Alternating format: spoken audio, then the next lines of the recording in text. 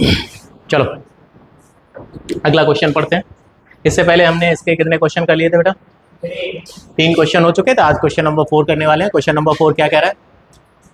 If in figure 6.16 if x plus y equal to w plus z then prove that angle AOB is a line. इसका मतलब फिर अगर ये condition यानी कि x plus y w plus z के बराबर है तो आपको ये जो लाइन दिखाई दे रही है AOB, इसको दिखाना है कि ये क्या होगी, आपकी स्ट्रेट लाइन होगी। क्या होगी? Straight line. बात समझ आ रही कि नहीं आ रही? इसको आपको स्ट्रेट लाइन दिखाना है, ठीक है। चलिए, अब स्ट्रेट लाइन को दिखाने के लिए अगर ये लाइन स्ट्रेट है, बड़े ध्यान से समझना, अगर मान लो एक लाइन कोई है, ये स्ट्रेट लाइन है, तो क्या होगा, इधर जो एंगल्स है उनका सम, इधर जो एंगल जितने भी बना लो उनका सम कितना होगा? 180। या इधर वाले बने जो भी एंगल्स है उनका भी सम हम क्या दिखा दें? 180। अगर हम एंगल्स के सम को 180 दिखाने में सफल रहे तो हम बोल सकते हैं कि AOB हमारी ये जो लाइन है वो स्ट्रेट लाइन हो जाएगी, क्योंकि स्ट्रेट एंगल जो होता है या 180 का जो एंगल होता है वो स्ट्रेट लाइन पे ही बनता है ना, स्ट्रेट एंगल होता है। बात समझ आ रही कि नहीं आ रही? अब हमारा पूरा काम ये रहेगा क्या, कि या तो हम इन दोनों एंगल्स को क्या दिखा दें? 180, या फिर हम इन दोनों एंगल्स को सम में 180 दिखा दें। अगर इन दोनों का सम हुआ 180 तो भी हम बोल सकते हैं कि AOB हमारी स्ट्रेट लाइन हो जाएगी। इधर W प्लस जेड का सम 180 आया तो भी हम बोल सकते हैं कि हमारा ये जो लाइन है AOB क्या हो जाएगी? स्ट्रेट लाइन हो जाएगी, ठीक है। चलो आते हैं, इसमें देखो गिवन क्या है, पहले तो वो लिख लेते हैं। गिवन क्या है? गिवन है आपको, देखो क्या, x plus y equal to W plus z. इसको इक्वेशन फर्स्ट डालते हैं, जब भी यूज करेंगे कर लेंगे, ठीक है। आ जाओ, एट पॉइंट O आपको पता है एंगल्स एट अ पॉइंट, किसी एक पॉइंट पे जितने भी एंगल्स बने होते हैं उनका सम कितना होता है? 180, वो 360 डिग्री। यस और नो? Complete angle. बात समझ आ रही कि नहीं आ रही? किसी भी पॉइंट पे कितने भी किसी एक पॉइंट पे जितने भी एंगल्स बनाओगे उनका सम हमेशा कितना होगा? 360 डिग्री। अब इस पॉइंट O पे देखो कितने एंगल्स बन रहे हैं हमारे पास, 1 2 3 4, चारों को ऐड करो। At point O angle AOC plus angle BOC plus angle AOD plus angle BOD कितना आया? 360 डिग्री। यस और नो? यहाँ तक किसी बच्चे को कोई दिक्कत? अच्छा देखो, AOC की जगह उन्होंने क्या रखा है? बाई। इसकी जगह क्या रखा है? x। इसकी जगह क्या दे रखा है उन्हें? z। और इसकी जगह क्या दे रखा है? w। और ये 360 के बराबर। यहाँ तक किसी बच्चे को कोई दिक्कत नहीं? अब देखो x प्लस बाई किसके बराबर है? w प्लस जेड के। इसका मतलब x प्लस बाई की जगह, इस x प्लस बाई की जगह w प्लस जेड भी लिख सकते हैं, या फिर w प्लस जेड की जगह हम क्या लिख सकते हैं? x प्लस बाई लिख सकते हैं। बात समझ आ रही कि नहीं आ रही? तो हम रिप्लेस कर देते हैं x प्लस बाई को w प्लस जेड से, या फिर w प्लस जेड को x प्लस बाई। तो हमने x प्लस बाई की जगह x प्लस बाई रख देते हैं, लेकिन इस w प्लस जेड की जगह हमने क्या लिख दिया बेटा? x plus by. ये 360 के बराबर हुआ, और कहाँ से आया है? फ्रॉम, ये 2 times of x plus by हुआ। यस और नो? तो x प्लस वाई कितना हो गया बेटा? 180 डिग्री, क्योंकि 2 का क्या हो जाएगा? डिवाइड हो जाएगा। x प्लस वाई अगर 180 है, इसका मतलब इन दोनों एंगल्स का सम 180 है, तो हम बोल सकते हैं हेंस जो एंगल AOB है वो स्ट्रेट एंगल होगा। यस और नो? Is straight angle. और स्ट्रेट एंगल हमेशा किस पे बनता है? स्ट्रेट लाइन पे। सो AOB is a straight line. Straight. किसी बच्चे को कोई भी दिक्कत है तो पूछ लो, इसमें नहीं है? ठीक है, तो नोट कर लो, फिर नोट कर लो। चलिए अब क्वेश्चन नंबर 5 पे आ जाओ, ठीक है। और ये जब भी आपका एग्जाम होगा, और अगर आपके में NCERT चल रही होगी, तो ये आपको एग्जाम में बिल्कुल देखने को मिलेगा। ये मोस्ट इंपॉर्टेंट क्वेश्चन है क्लास 9 के लिए। IIT शर्मा चल रही तो भी देखने को मिलेगा, ठीक है। तो मोस्ट इंपॉर्टेंट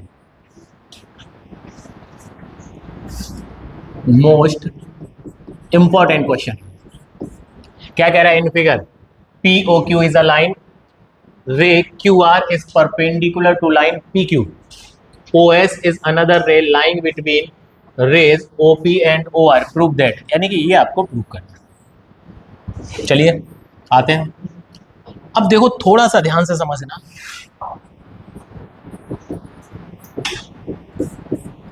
ये परपेंडिकुलर है तो ये एंगल कितना हो जाएगा बेटा? हो जाएगा ही नहीं हो जाएगा? तो वैसे उसकी जरूरत नहीं है, जाने दो, उस तरीके से नहीं कराएंगे, इसका दूसरा तरीका कराएंगे। वैसे ये एंगल वाले से भी हो जाएगा, लीनियर पेयर वगैरह लगा के भी कर सकते हैं, बट हम उससे नहीं कराएंगे, ठीक है। अब हमें क्या देखना है, हमें चाहिए ROS एंगल चाहिए, QOS चाहिए, POS चाहिए। ROS कौन सा एंगल है? ROS ये वाला एंगल है कि नहीं है? अगर ये एंगल, ये लाइन परपेंडिकुलर है, आ जाओ पहले तो थोड़ा सा इंफॉर्मेशन जो यहाँ से मिल सकती है, OR जो है वो परपेंडिकुलर है बेटा PQ के, तो हम लिख सकते हैं कि एंगल ROQ इक्वल हो जाएगा एंगल ROP के ईच 90, यस और नो? क्योंकि ये भी 90 है तो ये भी कितना होगा? 90 है। इसका मतलब ये एंगल इस वाले एंगल के कैसा हो गया? इक्वल। यहाँ तक किसी बच्चे को कोई दिक्कत नहीं। अब क्या करना है वो बड़े ध्यान से समझो, हमें करना है कि जो एंगल हमें चाहिए, जैसे हमें एंगल चाहिए ROS, क्या चाहिए? ROS। अगर हम इस एंगल ROS को निकालें, कैसे निकालोगे? एंगल ROS निकालोगे, देखो SQOS से अगर हम ROQ माइनस कर दें, इधर देखो, हमें ये चाहिए एंगल, कौन सा वाला? ये वाला, हमें ये एंगल चाहिए। तो इसका मतलब अगर हम पूरे एंगल से, इस पूरे एंगल से, पूरे से इतना हटा दें तो क्या बचेगा? यही तो पार्ट बचेगा। इस पूरे एंगल से हम इतना हटा रहे हैं, देखो कौन सा एंगल है पूरा, बड़े ध्यान से समझो, ये पूरा एंगल है हमारा, इसी कोई तो चाहिए हमें, यही तो है एंगल। अगर हमें ROQ चाहिए तो ROQ से अगर हम ये एंगल हटा देंगे तो हमें ROS चाहिए, तो ROS के लिए क्या करें? QOS से अगर हम ROQ हटा दें तो ROS ही तो बचेगा। तो ROS आया क्या? एंगल QOS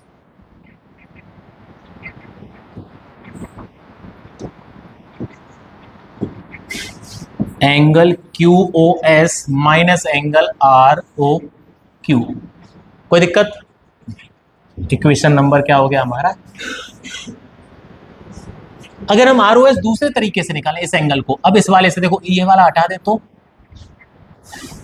मिलेगा कि नहीं मिलेगा? इसका मतलब एंगल ROS इक्वल हो जाएगा angle ROP minus ROP minus पूरे में से इतना हटा रहा है, कौन सा? POS, यस और नो? Angle PO। अच्छा इसको हमने कुछ डाला था क्या? नहीं डाला, तो इसको इक्वेशन डालो पहले तो ऊपर वाले को। तो ये ऊपर वाली जो इक्वेशन है वो फर्स्ट हो गई, इसको सेकंड डाल दो, इसको क्या डाल दिया बेटा? थर्ड डालिए। इन दोनों को जोड़ दो, ऐड कर दो सेकंड एंड थर्ड। जैसे ही ऐड किया ROS और ROS, कितने ROS हो गए बेटा? 2 ROS। ये देखो QOS बचा, ये आपका ROQ हो गया, ये प्लस का ROP रहा और ये माइनस का POS हो गया। कोई दिक्कत किसी बच्चे को यहाँ तक? नहीं। अब और थोड़ा सा ध्यान से समझो, ROP और ROQ कैसे हैं? बराबर। इसका मतलब ये एंगल और ये दोनों एंगल बराबर हैं, तो किसी एक को रिप्लेस कर सकते हैं। तो ये रहा ट्वाइस ऑफ एंगल ROS, ये रहा हमारा QOS, उसके बाद माइनस एंगल ROQ को हमने ROQ रहने दिया, ROP की जगह भी हमने ROQ रख दिया, माइनस का एंगल POS हो गया। और ये वैल्यू जो रखी है वो हमने कहाँ से रख दी बेटा? फर्स्ट से। बात समझ आ रही कि नहीं आ रही? अब देखो ROQ से ROQ क्या हो गया आपका? कैंसिल। इधर क्या बचा? ये 2 टाइम्स ऑफ एंगल ROS बचा, यस और नो? इधर क्या बचा हुआ? Angle QOS minus angle PO, yes और नो? यहाँ तक किसी बच्चे को कोई दिक्कत नहीं? अब क्या है, ये जो हमारा आंसर आ चुका, देखो अगर ये जो मल्टीप्लाई वाला 2 है कहाँ पहुंचा दें? डिवाइड में, तो हमें एंगल ROS मिलेगा कितना? Half of angle QOS minus angle PO, और यही तो चाहिए। बताओ जल्दी से। यहाँ पे प्लस होगा क्योंकि ये प्लस का था। बात समझ आ रही कि नहीं? और हमें यही तो चाहिए। कोई दिक्कत?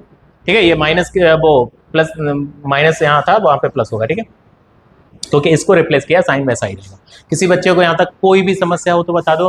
तो हमने क्या किया कि हमने देखा कि ये जो एंगल है, ये एंगल इस वाले एंगल के बराबर है क्योंकि दोनों का वैल्यू 99 है। क्लियर है, ठीक है। अब हमें चाहिए ROS, तो हमने क्या किया, पहले ROS इस वाले एंगल से, एडजेसेंट एंगल्स वाला लगा रहे हैं, ये पूरा एंगल है, दो एंगल से मिलकर बना हुआ है कि नहीं।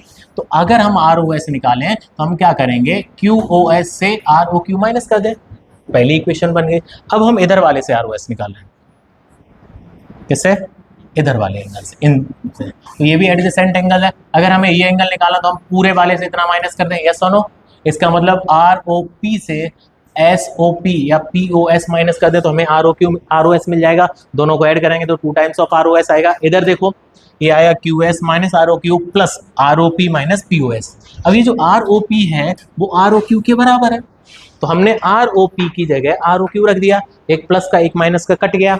अब इधर बचा QOS, इधर बचा माइनस का POS। ये कितने टाइम्स था, 2 टाइम्स।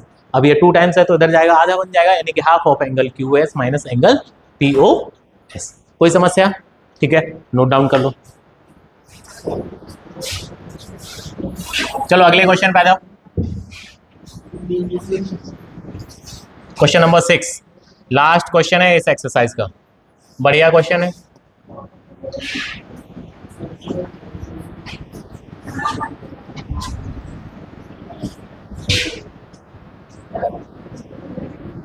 आ जाओ 6 पे। क्या कह रहे हैं, it is given that angle XYZ 64। इसका मतलब एक हम एंगल बनाएंगे XYZ, ये हमारा X हो गया, यहाँ Y है और यहाँ पे क्या है बेटा, Z है। और ये कितने डिग्री का एंगल हमारा, बात समझ आ रही कि नहीं आ रही, इसका डायग्राम थोड़ा ध्यान से समझना। अब कह रहा है XY को प्रोड्यूस करें, अगर इसको ऊपर की तरफ बनाओगे कोई फायदा नहीं। इसका मतलब XY को कहाँ किसकी तरफ प्रोड्यूस करोगे, सीधी लाइन बना दोगे, कहाँ तक बनाना है, पॉइंट। बात समझ आ रही कि नहीं आ रही। उसके बाद draw figure from the given information, कर लिया आपने फिगर बाई क्यू, यानी कि बाई क्यू एक लाइन है जो बाई से जा रही क्यू तक, और ये एंगल बाई सेक्टर है। इस एंगल का क्या है, ये एंगल बाई सेक्टर, इसका मतलब 2 इक्वल पार्ट में डिवाइड कर रहा होगा, यस और नो। अब आपको बताना है कि एंगल X बाई क्यू, तो X बाई क्यू यानी कि ये चाहिए, और उसके बाद रिफ्लेक्स एंगल बाई वो Q by P, Q by P, इसका मतलब इस एंगल का रिफ्लेक्स। अब इसका मतलब हमें ये एंगल और ये एंगल दोनों निकालने हैं। आ जाओ, अगर ये एंगल बाई सेक्टर है तो क्या हम इसको X और X नहीं एज्यूम कर सकते हैं, तो गिवन है, ले लो। क्या, by Q is bisector of angle, by Q is bisector of angle P by Z, Z by P। अगर ये एंगल बाइसेक्टर है तो हम बोल सकते हैं कि then angle P by Q equal हो जाएगा एंगल Z बाई क्यू के, और इसको थोड़ी देर के लिए हमने क्या मान लिया बेटा, X मान लिया, ठीक है। चलिए नाउ अब हम तीनों एंगल्स को अगर हम ऐड कर दें तो 180 आएगा, क्योंकि ये स्ट्रेट लाइन बन गई, यस और नो, स्ट्रेट एंगल हो गया। इसका मतलब जब हम ऐड करेंगे 64 प्लस x तो ये 180 हो जाएगा। लीनियर पर इस वजह से नहीं लिख रहे हैं क्योंकि पेयर में कितने एंगल होने चाहिए, 2, यहाँ पे 3 हो गए, तो इस वजह से हम क्या लिख देते हैं इसको, स्ट्रेट एंगल। चलिए तो ये कितना हुआ, 64 उधर जाएगा बेटा, माइनस हो जाएगा, ये x और x कितने x हो गए, 2x। जब 64 180 से माइनस किया कितना बचा, 116। अच्छा ये मल्टीप्लाई वाला डिवाइड में चला जाएगा तो 116 में 2 का डिवाइड करोगे, x की वैल्यू आ जाएगी 58 डिग्री। यहाँ तक कोई दिक्कत हो तो बता दो। इस x की वैल्यू को उठा के यहाँ रखो तो आपको 2 एंगल मिलेंगे, कहाँ रखना है, यहाँ पे। Then angle P by Q angle Z by Q, दोनों की वैल्यू कितनी हो जाएगी, दोनों एंगल की 58 डिग्री, यस और नो। बताओ कोई दिक्कत। अब आते हैं अगले पार्ट, उस पे पहला पूछ रहा है आपसे X बाई क्यू, तो एंगल X बाई क्यू पे आ जाओ। एंगल X बाई क्यू, देखो angle X by Q 2 angle से मिलके बना है, X बाई क्यू, एक ये है X बाई Z और एक है by Q by Z, yes और नो, या Z by Q. Angle X by Z, angle X by Q, angle X by Z और angle Z by Q in दोनों से मिलके बन रहा है, यस और नो? ये बाई है। अच्छा एक्स वाई जेड कितना है? 64 पहले से ही गिवन है। अच्छा जेड बाई क्यू अभी निकाला था कितना? 58। दोनों को ऐड किया कितना आया बेटा? 122। तो एक्स बाई क्यू हमारे पास मिल चुका है।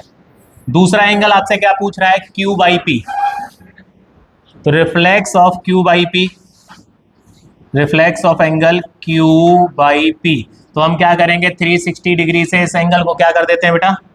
Minus angle Q by P. और angle Q by P actual में है कितना हमारे पास? बड़े ध्यान से देखना, एंगल क्यू बाई पी और पी बाई क्यू यानी कि यही तो है सेम एंगल। एक्स है और एक्स की वैल्यू कितनी है? 58 रख दीजिएगा। 58 जैसे ये माइनस करोगे तो 302 डिग्री आएगी एंगल क्यू बाई पी की। बात समझ आ रही कि नहीं आ रही? एक बार फिर से समझा देता हूं।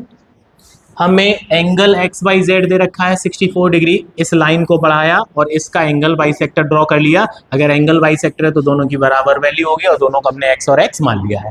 हमने तीनों एंगल्स को जोड़ा क्योंकि स्ट्रेट लाइन है, स्ट्रेट लाइन पे बने हुए एंगल्स का सम 180 डिग्री होता है। यहाँ से एक्स की वैल्यू आएगी 58। इसका मतलब ये एंगल भी आपका 58 डिग्री हो जाएगा, ये एंगल भी आपका 58 हो जाएगा। यस और नो? आपसे ये एंगल पूछ रहा है, इसके लिए इन दोनों को ऐड करना पड़ेगा। दोनों को ऐड करोगे तो 122 आपका आंसर आ जाएगा। कोई दिक्कत? आपसे इसका रिफ्लेक्स पूछ रहा है, इसका मतलब पूरा इतना पूछ रहा है, इतना एंगल। इसका मतलब पूरे सर्कल से कितना 58 डिग्री माइनस करना पड़ेगा। तो पूरा सर्कल होता है 360 डिग्री का, और 360 डिग्री से अगर 58 डिग्री माइनस करोगे 302 डिग्री आएगा। बात समझ आ रही कि नहीं आ रही? ठीक है। और ये आपका चैप्टर मतलब एक्सरसाइज खत्म हो गई।